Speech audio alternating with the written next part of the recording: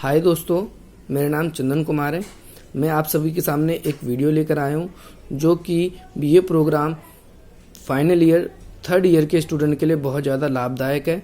जो कि दिल्ली यूनिवर्सिटी के छात्र हैं उनके लिए तो बहुत ज़्यादा लाभदायक है।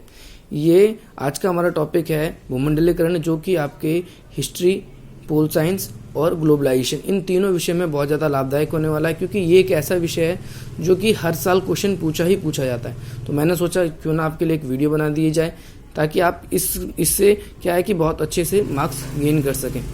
तो चलिए शुरू करते हैं हम अपनी वीडियो। आज का हमारा विषय है भूमंडलीकरण, जो कि 2 शब्दों से मिलकर बना है। ठीक है, इसके वैसे तो कई नाम है भूमंडलीकरण के, जैसे वैश्वीकरण, ग्लोबलाइजेशन। तो पहले हम एक एक करके इन सारे शब्दों के बारे में बात करेंगे। भूमंडलीकरण जो कि 2 शब्दों से मिलकर बना है, एक भू और दूसरा मंडलीकरण। जो भू है उसका अर्थ होता है जमीन, भूमि, और मंडलीकरण का मतलब होता है समाहित होना या इकट्ठा होना। ठीक इसी प्रकार जो हमारा दूसरा शब्द है जिसको बोलते हैं हम वैश्वीकरण, उस शब्द का क्या अर्थ है? विश्व जमा एकीकरण। उसका क्या मतलब? 2 शब्द हैं जो विश्व प्लस एकीकरण, मतलब पूरे विश्व का एकीकरण होना, एक होना। इस तरीके से हम कह सकते हैं कि जो वैश्वीकरण है या भूमंडलीकरण है, ठीक है, ये पूरी दुनिया को एक दूसरे के सहयोग करने के लिए, आपसी सहयोग करने के लिए बढ़ावा देता है और दुनिया को एक छत के नीचे आमंत्रित करता है कि वो आए, वहां पर अपना व्यापार करें। यदि हम बात करें विभिन्न लेखकों की, राइटरों के बारे में, विद्वानों के बारे में, तो सभी ने इसको अपने अपने अनुसार परिभाषित करने की कोशिश किया है। कुछ लोग कहते हैं वैश्वीकरण के अंदर क्या होता है कि व्यक्ति, वस्तु, पूंजी, ज्ञान, इन सब का स्वतंत्र रूप से आदान प्रदान होता है, तथा कुछ लोग वैश्वीकरण को एक फ्लो यानी कि एक प्रवाह के रूप में भी देखते हैं कि वैश्वीकरण क्या है, कि वैश्वीकरण एक प्रवाह है। जरा हम आगे बात कर लेते हैं कि आगे क्या है, कि जो वैश्वीकरण का इतिहास के बारे में बात करूं तो वैश्वीकरण कोई आज की प्रक्रिया नहीं है, ये हमारे सम्राटों के काल से ही चली आ रही है। क्योंकि वैश्वीकरण पूरे विश्व में समान तो आना जाना पूरी दुनिया में आज से तो रहा नहीं, ये पहले से ही रहा है। अब जो मेन क्वेश्चन बनता है, जरा हम उसके बारे में, हमने अर्थ तो जान लिया, अब जरा हम जानते हैं कि जो ये वैश्वीकरण जो होता है, इसके क्या क्या आयाम हैं, क्या क्या इसके अर्थ हैं, आयाम के बारे में। तो सबसे पहले हम इस वैश्वीकरण के बारे में, हम आयाम के बारे में बात करते हैं। जो वैश्वीकरण का जो आयाम है, इस वैश्वीकरण के 3 आयाम है। सबसे पहले है इसका राजनीतिक आयाम। जो इसका राजनीतिक आयाम है वो क्या कहता है, जरा इसके बारे में बात कर लेते हैं। जो वैश्वीकरण का राजनीतिक आयाम है, क्योंकि वैश्वीकरण जो है, इसके आने से हमारा जो राज्य है, राज्य की स्वयं प्रभुत्ता में बदलाव आया है। अब आप ये कहेंगे कि ये स्वयं प्रभुत्ता क्या होती है? स्वयं प्रभुत्ता का मतलब होता है, इसको अंग्रेजी में हम सोवरेनिटी कहते हैं, जिसमें एक राष्ट्र अपने आत्मनिर्णय, मतलब खुद के अपने डिसीजन ले सकता है कि नहीं ले सकता। तो अपने इस डिसीजन लेने में एक राष्ट्र की बहुत ज्यादा क्या है कि चेंजेस आए। किस प्रकार इसके चेंजेस आए कि यदि हम देख रहे हैं राज्य को, क्या है कि बहुत पहले क्या था कि हमें अगर सूचना लेनी किसी, तो दूरदर्शन है जैसे, ठीक है, डीडी है, तो ये ऐसे चैनल थे, या फिर रेडियो है, इस पे पहले सरकार का ही अधिकार था। लेकिन आज क्या है कि वैश्वीकरण के आ जाने से कि अब सरकार के ऊपर, सूचनाओं के लिए हमें सरकार के ऊपर रहना निर्भर नहीं पड़ता। समझ में आ रहे दोस्तों कि पहला पॉइंट क्या है, कि पहला पॉइंट क्या है कि राज्य की जो स्वयं प्रभुत्ता है उसमें बदलाव। पहले राज्य बहुत ज्यादा ताकतवर था, लेकिन अब क्या है, राज्य धीरे धीरे कमजोर होता जा रहा है। दूसरी बात हम बात करते हैं तो प्रत्येक देश में क्या हुआ है कि पहले नागरिकों को नागरिकता का दर्जा मिलता तो था, लेकिन एक व्यक्ति को एक ही नागरिकता मिलती थी। लेकिन वैश्वीकरण के आने से आज एक व्यक्ति अपनी इंडस्ट्री, फैक्ट्रीज जो है, देश के दूर दूर तक, कोने कोने तक अपनी फैक्ट्रीज लगा रहा है। अब दूर दूर तक जब वो अपनी फैक्ट्रीज लगा रहा है, तो उसका क्या फायदा हो रहा है कि वो देश भी उसे अपने देश की नागरिकता देने को तैयार है। क्यों? क्योंकि अगर वो उस देश में आएगा, अपनी इंडस्ट्री, फैक्ट्रीज लगाएगा, तो उससे क्या होगा, उस देश के नागरिक को क्या मिलेगा? रोजगार मिलेगा। इसीलिए आज क्या है कि एक नागरिकता ना होकर कई नागरिकता मिल रही है। अब हम आगे चलते हैं, जरा आगे बात करते हैं हमारे और क्या इसमें हमें क्या लाभ हुए हैं, जरा इसके बारे में हम बात कर लेते हैं। समझ में आ रहा है दोस्तों? तो अगली बात करते हैं हम, जैसे कि अगली बात है शासन, सरकार और जो मानवाधिकार है, ये सब भी बेहतर हुआ है। क्यों? क्योंकि आज हमें वैश्वीकरण के कारण हमें पता चल रहा है किस देश में किस हिसाब से शासन व्यवस्था चलती है, क्या चीज बढ़िया है, क्या चीज बुरी है। और महत्वपूर्ण बात यह है कि जो व्यक्ति हैं वो अपने अधिकारों के प्रति भी सचेत हुए कि उनको क्या अधिकार मिलना चाहिए, क्या दूसरे देशों में मिल रहा है। अगर ऐसा होता है तो आज हमारा देश भी अन्य अन्य तरह की चीज़ों का मांग करता है, जिससे कि हमारा देश जो है वो सुधर रहा है, बेहतर हो रहा है। क्लियर है दोस्तों ये पॉइंट भी। अभी नीचे वाले पॉइंट की बात करेंगे कि वैश्वीकरण के आ जाने से आज क्या हो रहा है, हमारा जो राज्य है, राज्य का दायरा मतलब जो सरकार है हमारी, सरकार क्या है कि सरकार कमजोर होती जा रही है। सरकार कमजोर कैसी होती जा रही है, क्योंकि आज हमारे यहाँ पर जो टीएनसी, जो मल्टीनेशनल विदेशी कंपनियां हैं, या एफडीआई जो हमारे देश में इन्वेस्टमेंट कर रही है, तो हमें उनके देशों की हमें शर्तें भी माननी पड़ रही है। यदि हम उनकी शर्तें नहीं मान रहे तो क्या होता है, वो अपने हमारे देश से अपनी इंडस्ट्रीज बंद करके चले जाएंगे, और इंडस्ट्रीज बंद करके चले जाएंगे तो हमारे देश के जो बहुत से लोग हैं वो क्या है, बेरोजगार हो जाएंगे। इस वजह से वो लोग बेरोजगार ना हो, जिसके कारण क्या है कि हमें बहुत सी उनकी शर्तें माननी पड़ रही है, हमारा राज्य का दायरा है जो कमजोर होता जा रहा है। इसके बाद अगली बात, आगे की बात करते हैं कि हमारा जो देश है, देश के अंदर क्या हो रहा है कि आर्थिक साम्राज्यवाद है, इसको बढ़ावा मिल रहा है।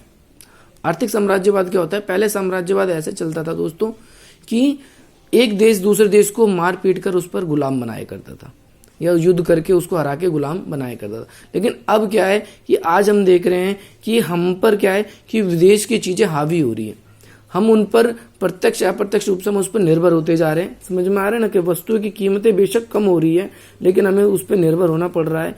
इस कारण से आर्थिक साम्राज्यवाद बढ़ रहा है। जैसे चीन भारत के बाजार को आप देख सकते हैं कि ज्यादातर स्मार्टफोन से लेकर,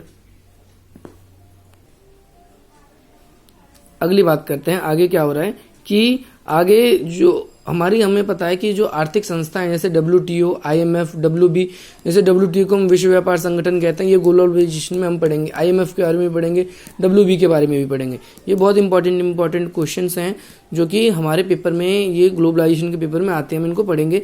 अभी हम, हमारा छोटा सा पॉइंट है, जरा इसके बारे में बात कर लेते हैं कि वैश्वीकरण के कारण जो WTO है, विश्व व्यापार संगठन, IMF इंटरनेशनल मॉनेटरी फंड, अंतर्राष्ट्रीय मुद्रा कोष, और WB वर्ल्ड बैंक की हमें क्या है कि इनकी शर्तें माननी पड़ रही है। और ये क्या कर रही है, इनकी शर्तें मानने के कारण ये आज हमारी देश की जो अर्थव्यवस्था है, या हमारे देश की जो पॉलिसी है, इकोनॉमी पॉलिसी, ये खुद ही तय करती है कि भाई इस देश को किस हिसाब से क्या करना है, क्या नहीं करना।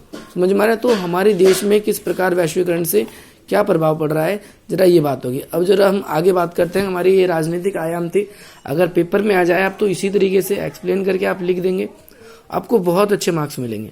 इस बात से टेंशन फ्री रहिए।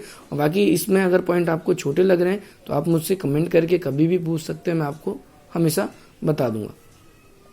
आगे बात करते हैं आर्थिक आयाम। आर्थिक आयाम क्या है, जरा इसके बारे में सुन लेंगे।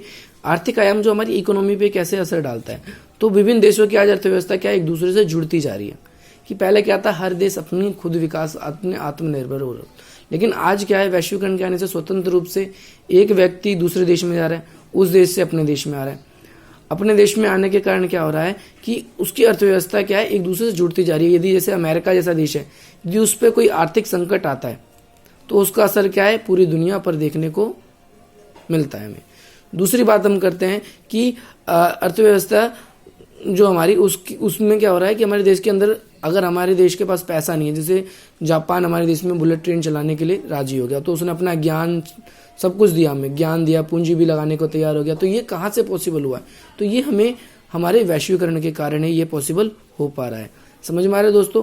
तो इसके बाद हम आगे बात करते हैं कि वैश्वीकरण का अगला आर्थिक आयाम में क्या बात होती है कि अगले आयाम में बात हो रही है कि विश्व के विभिन्न बाजार जो हैं, जो अलग अलग बाजार थे, यूरोप का अलग मार्केट था, अमेरिका का अलग मार्केट था, अब ये सब वैश्वीकरण के कारण क्या है कि भाई बाजारों का एकीकृत हो गया है।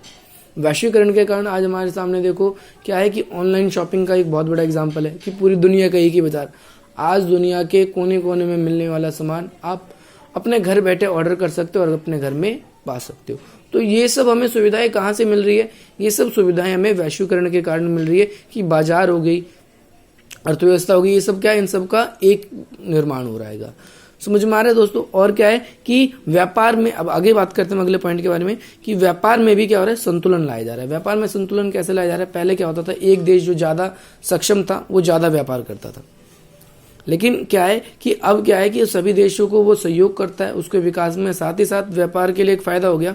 पहले विनिमय व्यवस्था थी, यदि कोई व्यक्ति अपना व्यापार करना चाहता है तो वस्तु के बदले वस्तु लेता था, लेकिन अगर उस व्यक्ति को उस वस्तु की जरूरत नहीं है तो व्यापार तो हो ही नहीं पाता था। जैसे आपको चावल लेना है, मुझे आटा लेना है, आप मुझे कह रहे हो मेरे से गेहूं ले ले, ठीक है, और मेरे को 8,000, लेकिन मेरे को उस चीज़ की जरूरत नहीं है तो मैं आपसे नहीं कर सकता व्यापार।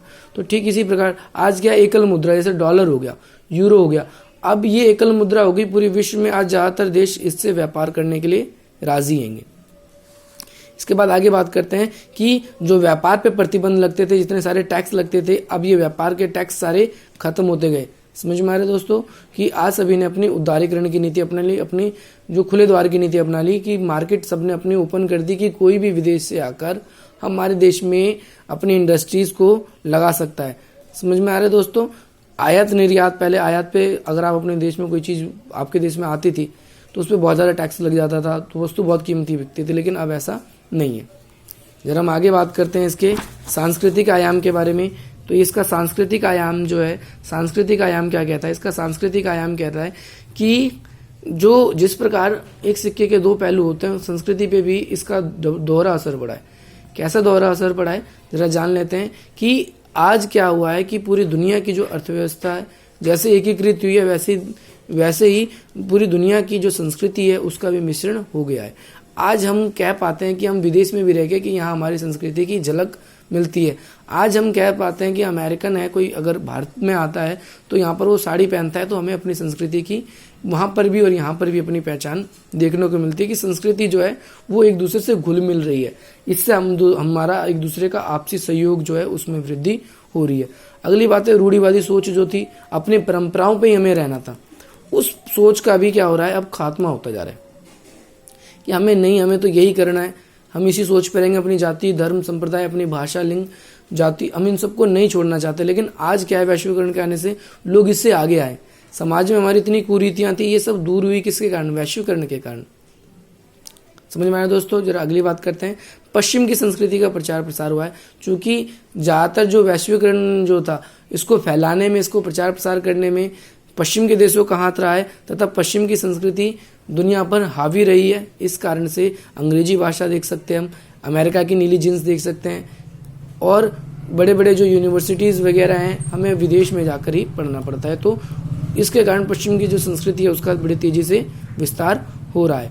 इसके बाद अगली बात करते हैं हम कि विभिन्न देशों की जो संस्कृति है और जो सभ्यता है उसके बीच में संघर्ष बढ़ रहा है। आज क्या हो रहा है कि वैश्वीकरण के आ जाने से हमारे देश में हमने देखा है कि बहुत से लोग ऐसे हैं जो स्वदेशी अपनाना चाहते हैं, मतलब अपने देश की चीज़ें ही वो यूज करना चाहते हैं ताकि देश का पैसा विदेश ना जाए। तो ऐसी सोच वाले, ऐसी मानसिकता वाले लोगों के कारण क्या हो रहा है, देश के अंदर उनके अंदर कई बार संघर्ष, तनाव बढ़ रहा है। हम देखते हैं कई बार हम पाते हैं कि हमारे देश में चाइना, जब दीपावली आती है तो चाइना की चीज़ों पर और उनसे आने वाले वस्तुओं पर प्रतिबंध लगाने की बात करते हैं। क्योंकि इससे क्या हो रहा है, हमारे देश उस पर निर्भर होता जा रहा है, जो कि हमारे देश के लिए बहुत ज़्यादा हानिकारक है। आगे बात करते हैं हम क्षेत्रीय और स्थानीय संस्कृति के बारे में। जो क्षेत्रीय और स्थानीय संस्कृति है, इसमें क्या हो रहा है कि हमारा जो अंतर था, पहले एक क्षेत्रीय जो था अलग क्षेत्र चीज़ के लिए पहचाना जाता था, स्थानीय संस्कृति वो अलग के लिए, तो इनका जो बीच का जो अंतर था वो अंतर अब खत्म हो गया है। अब इससे क्या है कि एकमात्र संस्कृति का उदय हुआ है, जो कि वैश्वीकरण के कारण ही संभव हुआ है।